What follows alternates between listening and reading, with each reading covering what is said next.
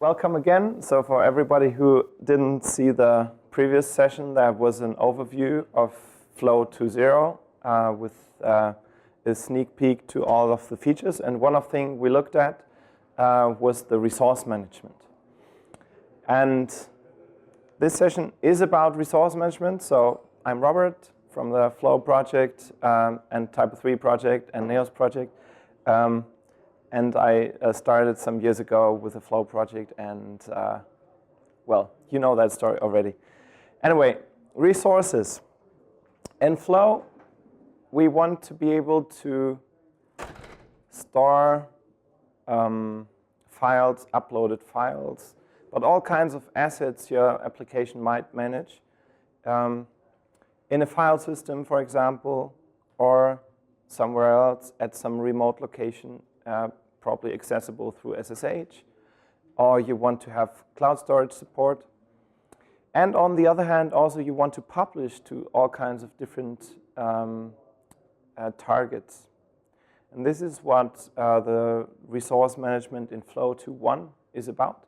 Flow 2.1 will hopefully be published end of this year. So it's basically working, but the question is how much time I can spend on it while we release NEOS 1.0 now. On the other hand, NEOS 1.0 depends on Flow 2.1, so that might accelerate things a bit. You have a bunch of different things to store. So objects, content, and resources. That is what we face in NEOS. So objects. The object world is your domain models. So any kind of objects you put into your repositories in Flow, they need to be stored somewhere. And for that, usually we have a database with Doctrine. That's pretty easy to scale across multiple servers. So because that is one of the problems you're facing. If you want to have a scalable application, you don't want to have so many dependencies on the actual machine. What you would like to achieve is a very lightweight setup where you say, okay, I automatically create a new virtual server, and you're using something like Chef or Puppet to configure that server. I don't know, anybody of you are using Chef or Puppet? Yeah, Puppet or Chef? Puppet. Pef. Chef, Puppet. Yeah, so I started with Puppet and then switched to Chef because I like how Chef allows you to sometimes take influence on the order things are executed, but in practice it doesn't matter so much, I guess. But what you really want to do is you have a fresh machine, a fresh Linux setup, and then just have some configuration provided by Chef or Puppet, and then execute that, and within a few minutes, you have your web server exactly with the PHP version you need, with the database you need, etc. And then can use some tool or some scripts to deploy your application on that server. And depending on your setup, that can be quite quick. So it might be that within 3 minutes or even faster, from nothing, you have a full running machine with your application. Now, if you need to scale, then you probably need a second machine. Also for failover reasons, you want a second machine or a third one. And the traditional hosting or the traditional applications were not really suited to that. You have a shared file system, usually. So, for example, in TYPO3, when you upload something, and that has changed recently, you now have a file abstraction layer there, but usually when you upload something, it ends up in the file system. And then you can use NFS to share that across some web servers, but that is error-prone and also a bit slow sometimes. It would be nicer if your application would not depend on the actual machine, but everything would be stored on some other servers. Because then in practice, what you can do is just kill any of your web servers machines, and it won't have any impact on your overall application or website, because maybe you have some load balancing set up which just realizes, okay, that machine is gone, too bad, I'll take another one. And we had that goal for Flow from the beginning. So that's why we encapsulated a direct access to file system, etc. Okay, so coming back to this, objects is quite easy to handle. That is in a database. If you're using MySQL, yes, clustering is not so nice usually, but fortunately also there are providers who are specialized in that. But if that is not enough, you still can use something completely different. You can also switch to NoSQL database if that fits your application. And for the content in Neos, so we store objects through Doctrine, as you've seen previously. And for content, we have some layer in between in Neos, and that is the content repository, which in the end is based on Doctrine, so it's also stored in the database. So what remains is basically how to deal with your resources. And what we do in Flow is this. Everything you upload, for example, or any image, any document you import, is encapsulated by a resource object. So actually we need to store that object in the database. That means everything you upload needs to have a corresponding resource object in the database. That was already true with earlier versions of Flow, but now it's important because that resource object also contains the information where is the actual binary data stored. Because you can actually mix different storages and say, I use a file system for this purpose, I use a cloud storage for some other purpose. And in this session, I want to show you a lot of these things with actual code and actual configuration.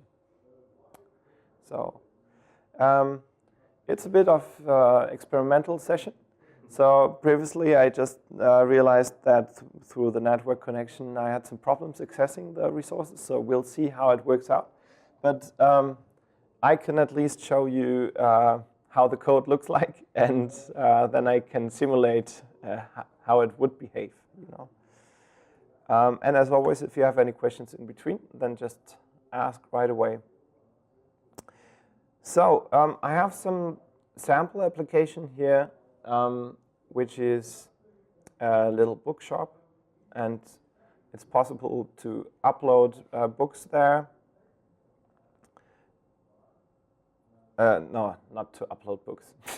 It's possible to create a new book there and upload images, for example. Some X-based book, for example. Let's make 39 euros. Still a good one. So, you know, I can create that. It's uploaded. And you see a nice image. So I only briefly talked about that in the last session. So if you don't mind, I would like to explain you how that works for you as a developer who wants to use images, what you need to do in your controller and model. So let's take a look at how this is actually implemented. And I'm now using the new presentation mode of PHP Storm the very first time. Let's see how that works out.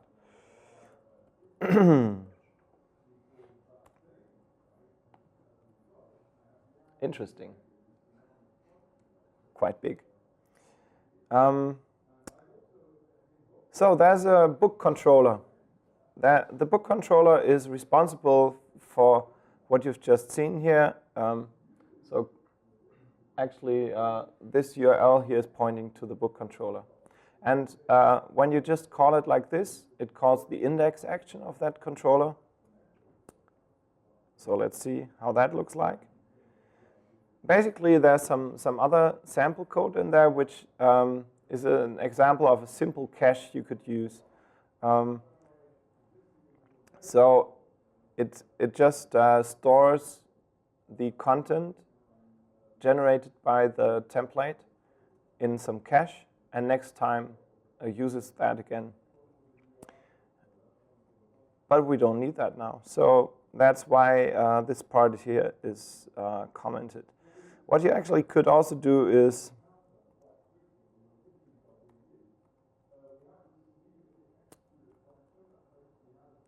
by the way, while I'm typing, you can also listen to the other talk. So you have double information. So this would be the more simple version of it. You know, you find all books from the repository, assign it to the view, and oh, actually, this is not necessary. If you don't return anything in your action, the view will automatically be rendered. So let's see if that still works. Oh, it does. All right, so far for the actual controller, the index action.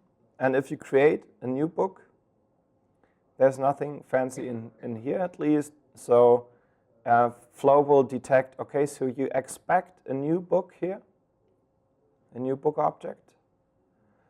And as you remember, what's coming in is an array of information, and Flow will convert that array into a new book object and store it in the book repository here.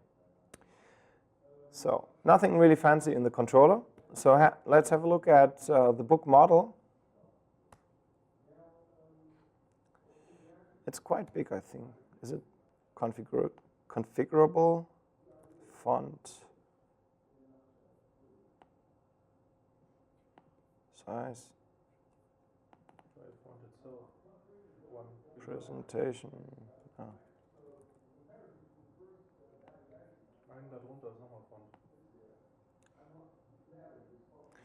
But it seems it doesn't apply to the presentation mode anyway.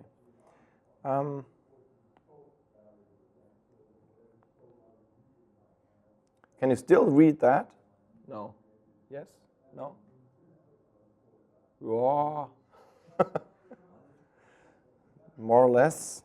But I know how to change the font size of that. And I think I have 16, so that's good enough. No, it doesn't work.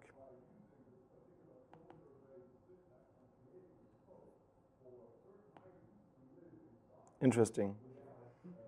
Apply. We'll do it like that. Yeah. Apply. Oh, I really applied it a few times. Anyway. So we have the book model here. And the book model basically has a title, a price, a description. These are just simple types, PHP simple types, string, integer. That's actually a pretty bad thing. No, it's not. So if you ever store a price, never use a float. Do you know why?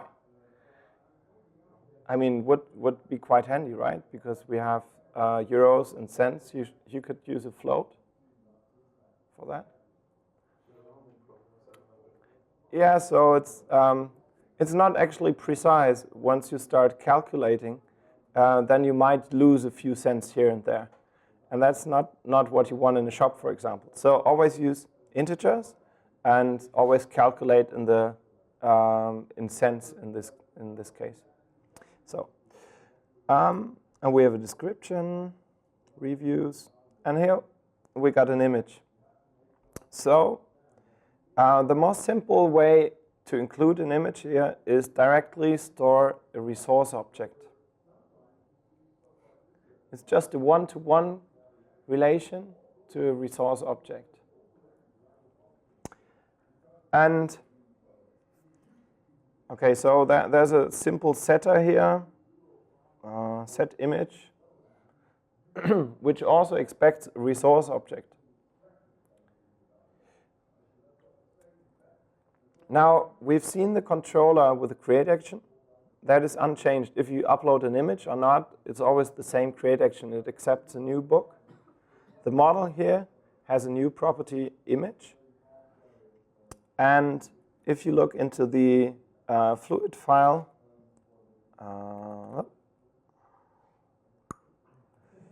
this one, So here's the form for creating a new book. And it has a bit much markup, and that's because of Twitter Bootstrap. But here's the image. So this basically renders just an upload in HTML. There's nothing special about it. And up here, don't forget to set the encoding type to multipart form data. So it's a regular HTML form. The controller with its create action doesn't have anything special for the image. So the actual magic for uploading an image happens through the property mapper.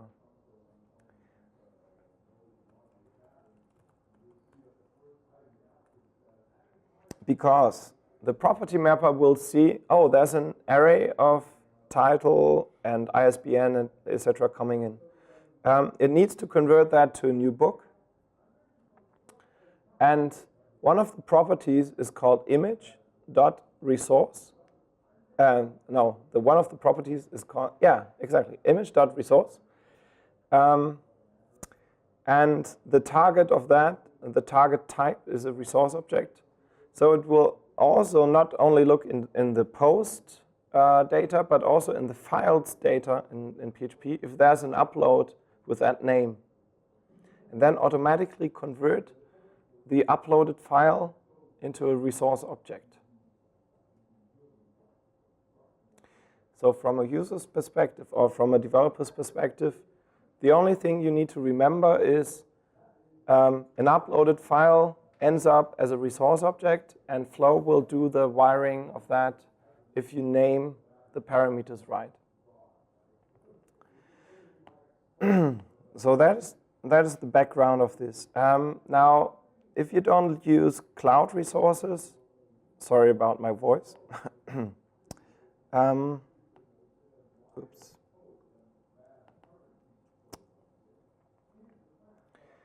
Then with the new resource management in Flow 2.1, this is split up into different subdirectories.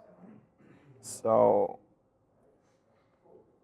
you see, and this is for performance reasons, unfortunately. You could think that a modern file system doesn't have a problem if you put thousands of files in one directory. Yeah, that's wrong. Unfortunately, they still have problems with that, at least file systems like X3 or X4 even. So if you have more than 1,000 files in a directory, it's getting slow. So we split it up into subdirectories. And this is our image upload we just had. That is automatically mirrored to the web directory.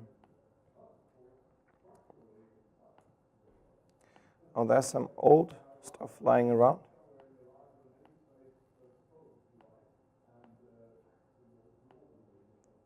So many subdirectories. All right. So you see, finally, oh, there's even another old one. This is the file which is being published. And this is also what you will find out when you open this in a new tab here. That is exactly the path you've seen.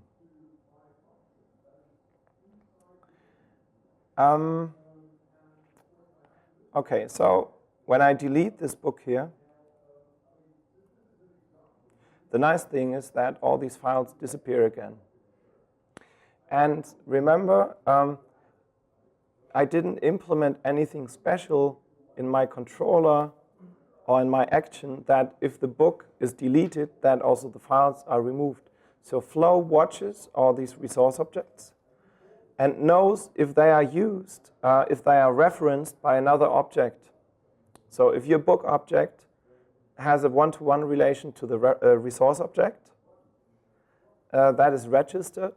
And as soon as no object is using the resource object anymore, there's an event triggered which deletes the actual files. So there's an automatic cleanup happening. So let's upload something again.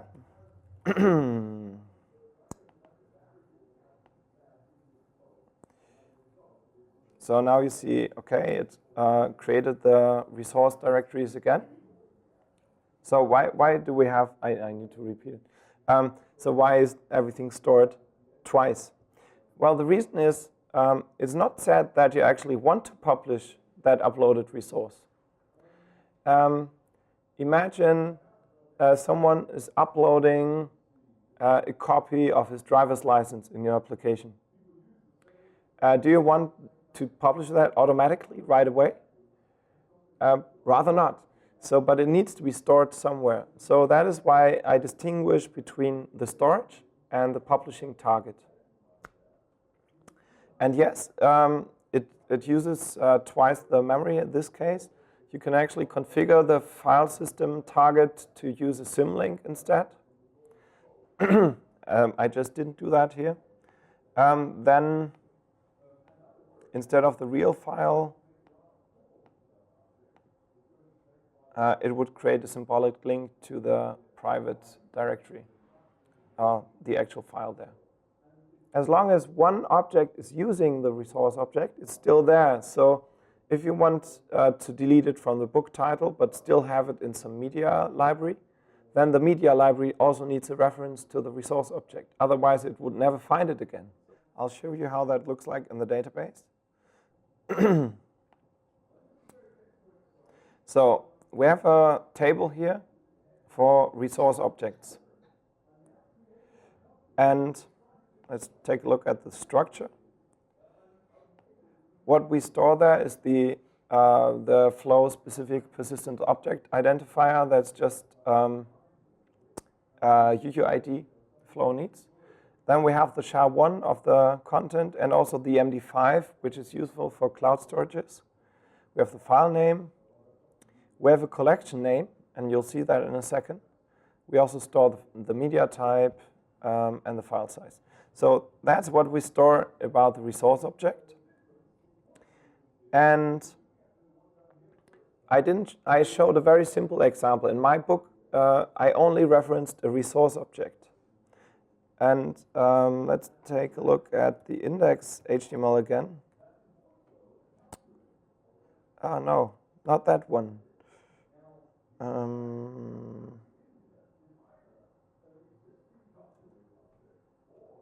He's got a pretty cool voice. Okay, so I actually didn't show you this piece of template. So you see, actually, there's an if condition. If there is book.image, so it could be that the book doesn't have an image. But if there is book.image, then render an image tag, and the source should be a URL rendered by the resource view helper. That is in the resource management. It knows how to render some public URL pointing to your file. And this will actually might trigger a publication process. So you just passes the resource object here. And that's a very simple example. Now you have the image data, but sometimes you need a bit more. You want to have a caption for that image. You want to have multiple versions. And you need, in general, you need more metadata. And of course, in Neos, we need that. Let's look at the base configuration before. Resource.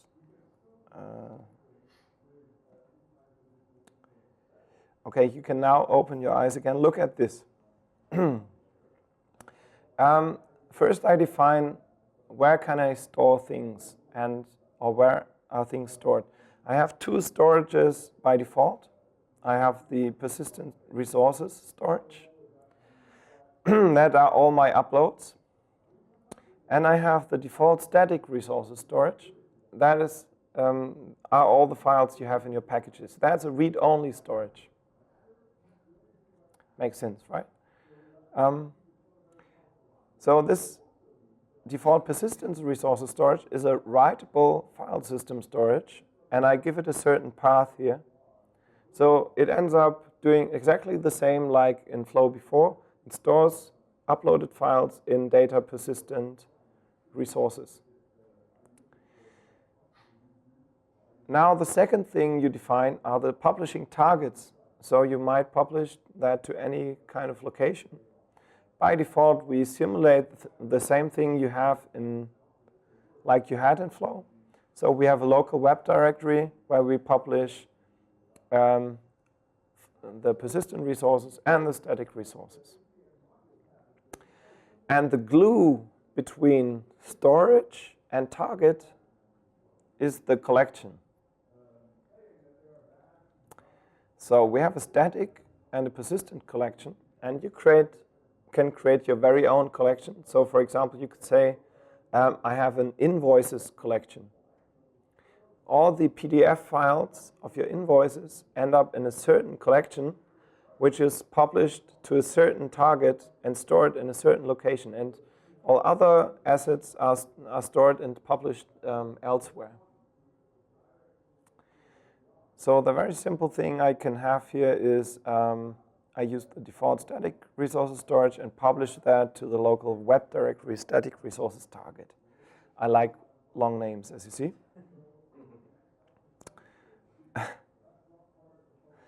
And in more fancy setups, you can have patterns and say, okay, these kinds of files should be published there. Not part of Flow 2.1, but definitely part of the concept is being able to add filters and post-processors. So you could say all CSS files or SAS files, for example, should be compiled, or JavaScript files should be minified. This is all part of the resource management in Flow. And actually, you will be able, as far as I can see today, all the aesthetic filters which exist for that purpose will have compatible interfaces. Now let's look at the more interesting storage, and that is the Rackspace storage. In this case, you can also use Amazon S3 or create your own. So I have a storage here. I use a certain container. So let's take a look at that. So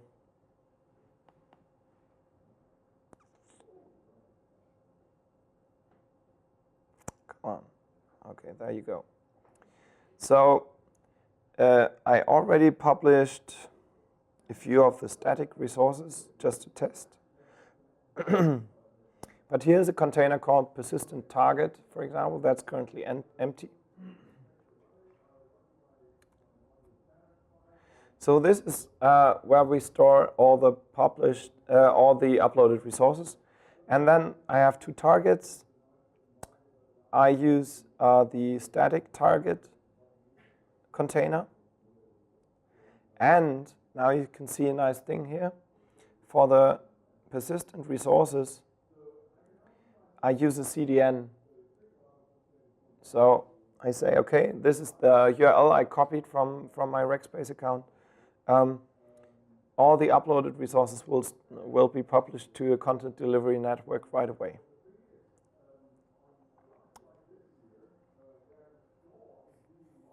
And here, again, I have the glue, which is basically the same like locally, but now with all Rackspace.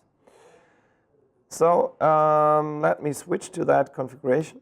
I do that by just setting a different environment variable and say, okay, I don't want to have the development context in Flow, but the development Rackspace context, so I have my additional settings.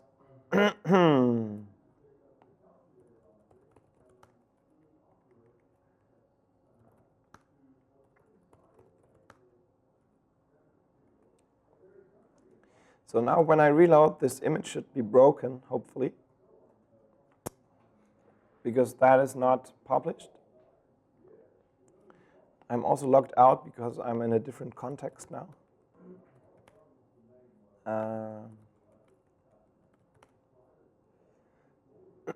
So let me just delete that.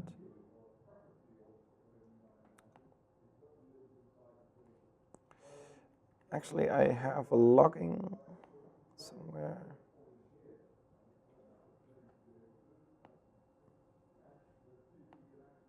Okay. Doesn't matter. Okay, so XBase again. The price dropped dramatically.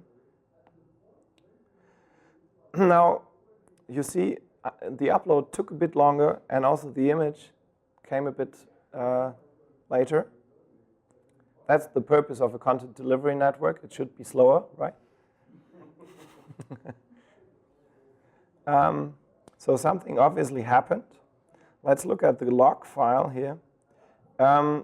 Actually, you can now see, okay, so something is going on there with Rackspace class files. It created a new object there, copied it. Nice. So let's have a look at the container. That sometimes takes a while.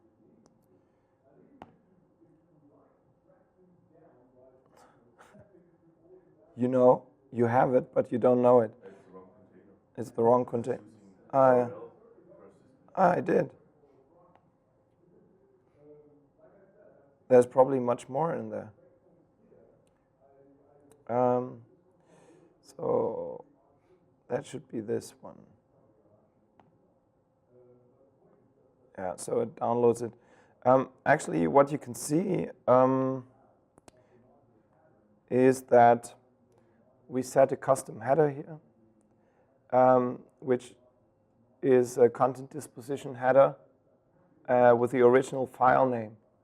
Because now when you see this image here, or this URL actually, you know, we also have the file name there. It's irrelevant for the CDN actually, but we just add it. It doesn't do any harm. And then for a PDF file, so for example, when you download it, the PDF file will actually have the actual file name from the uploaded resource. Okay, that seems to work. Now let's create a second book.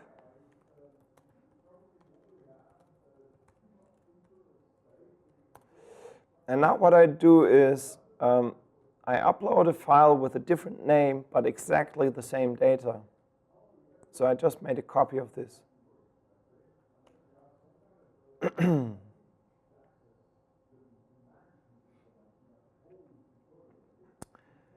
So what happened now, hopefully,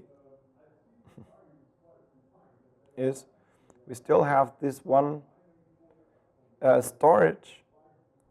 But now we have, if you look at this in a new tab, it downloads it all right away. So there you see, actually for the publication, it's a second file because it has a different file name. And the reason is just, I mean, imagine you're creating or using a portal for finding a girlfriend, and someone uploaded a photo of hers with a certain name, and uploads the same photo for someone else with a different name. You would be completely confused if you download it and it has a name you didn't expect.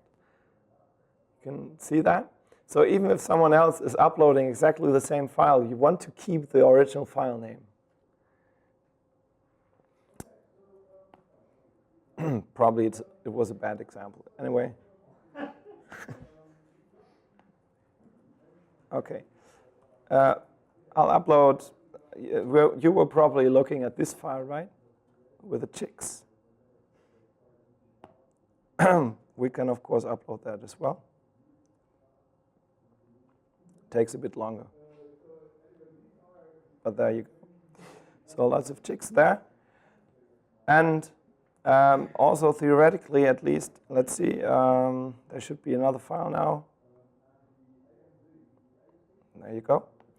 And in the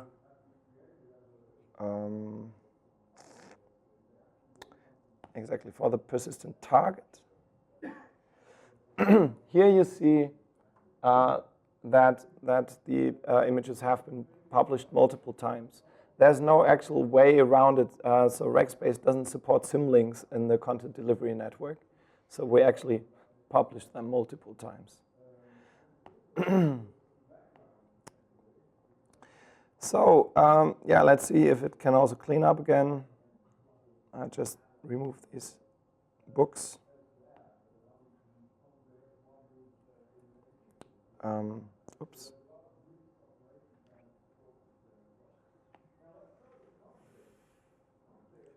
So that there's this old file from another demo left, but it also cleaned up nicely.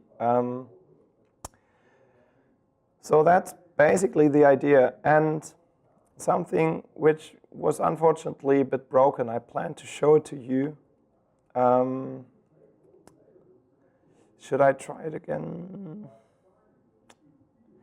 Yeah, let me give it a last try because it's quite nice for the whole media management. I also rewrote the whole media package for Flow 2.1. Oh no, that was wrong.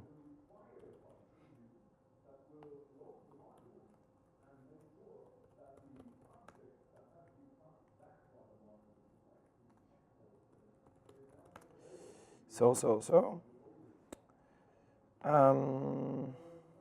Oh no, actually nothing. That still works.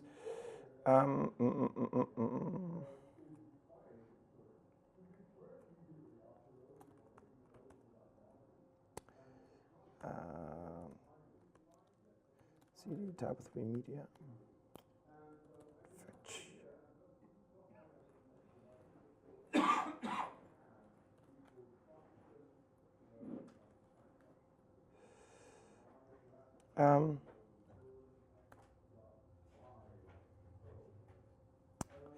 Okay, let's see if that works. I have no idea. And doctrine, oops.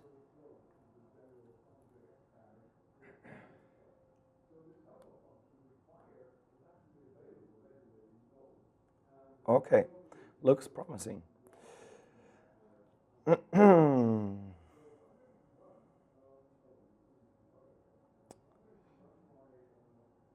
Not so promising. Okay.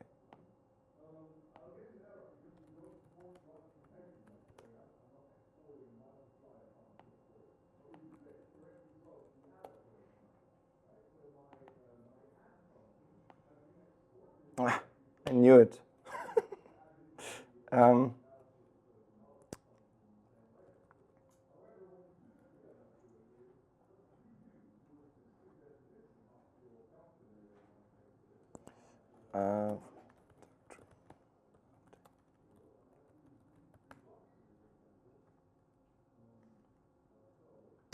Okay, so unfortunately the database migration didn't work out. But anyway, I'll show you the API shortly.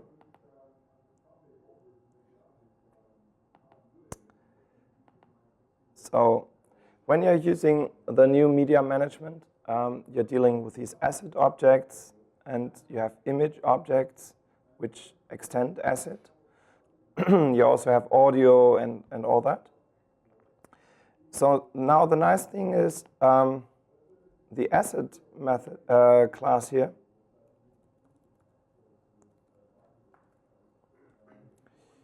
has a method called getThumbnail.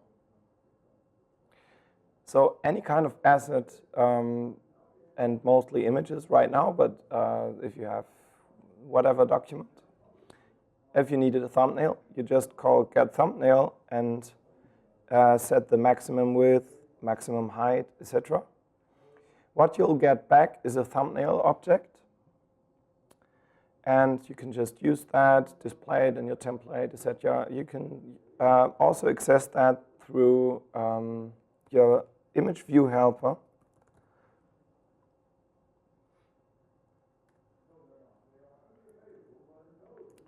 look at this.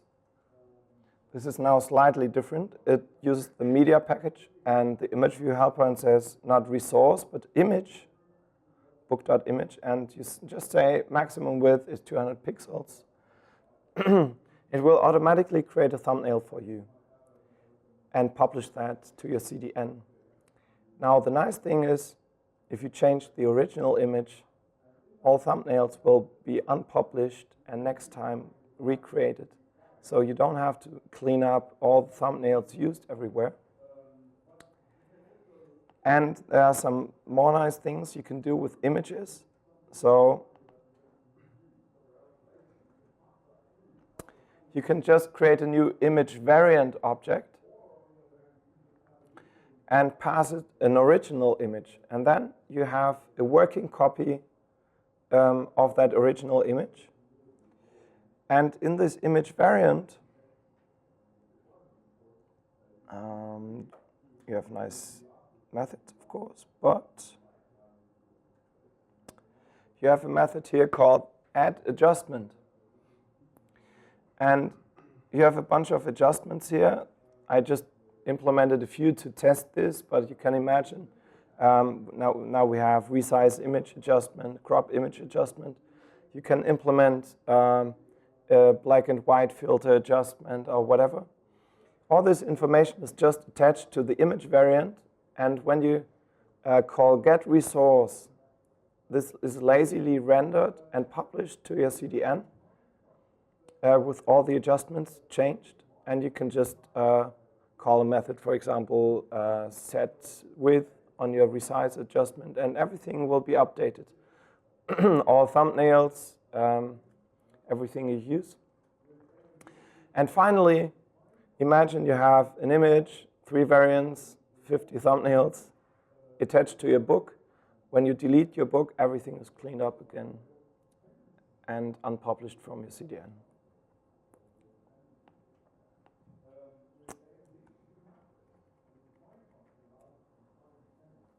So that was the answer to how to store resources. Do you have any questions? Should be my last session today.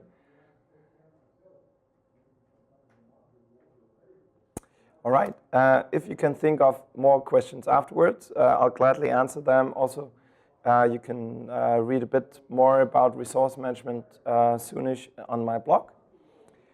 And yeah, I'll publish these 4 slides, and the sample code on the joined in page for the session. So thanks a lot for listening.